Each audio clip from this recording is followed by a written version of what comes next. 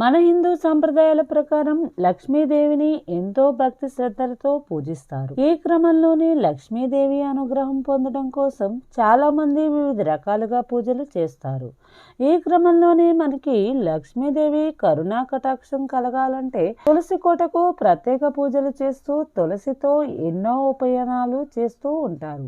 ఇంకా తులసి ఆకులతో కొన్ని ఉపయనాలు పాటించడం వల్ల మన ఇంట్లో ఏ విధమైనటువంటి కష్ట నష్టాలు లేకుండా, అనారోగ్య సమస్యలు లేకుండా సుఖ సంతోషాలు వెల్లివిరుస్తాయని, లక్ష్మీదేవి కటాక్షం కలుగుతుందని చెబుతారు. తులసి మొక్క మన ఇంట్లో ఎల్లప్పుడూ పాజిటివ్ వాతావరణాన్ని కలిగిస్తుందని మనకు తెలిసింది. ఆరోగ్యపరంగా తులసి మొక్కలు ఎన్నో ఔషధ గుణాలు ఉన్నాయి కనుక ఆయుర్వేదంలో తులసికి ఎంతో ప్రాధాన్యత ఉంది.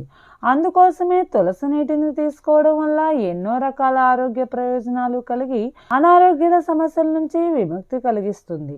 అందుకే తులసి ఆకులతో తయారు చేసిన నీటిని ఎంతో పవిత్రంగా భావిస్తారు. తులసి నీటితో లక్ష్మీదేవి సంతోషించి మన ఇంట్లో సిరి సంపదలను కలిగిస్తుందని పండితులు చెబుతున్నారు. ఈ క్రమంలోనే ప్రతిరోజు పూజ అనంతరం తులసి ఆకులతో ఉన్నటువంటి నీటిని మన ఇల్లు మొత్తం చల్లడం వల్ల మన ఇంట్లో ఏ విధమైనటువంటి ప్రతికూల వాతావరణ పరిస్థితులు ఉండవు. ప్రతిరోజు ఇలా చేయడం వల్ల కుటుంబ సభ్యులు అనారోగ్య సమస్యలతో బాధపడుతున్నా దూరం అవుతాయి.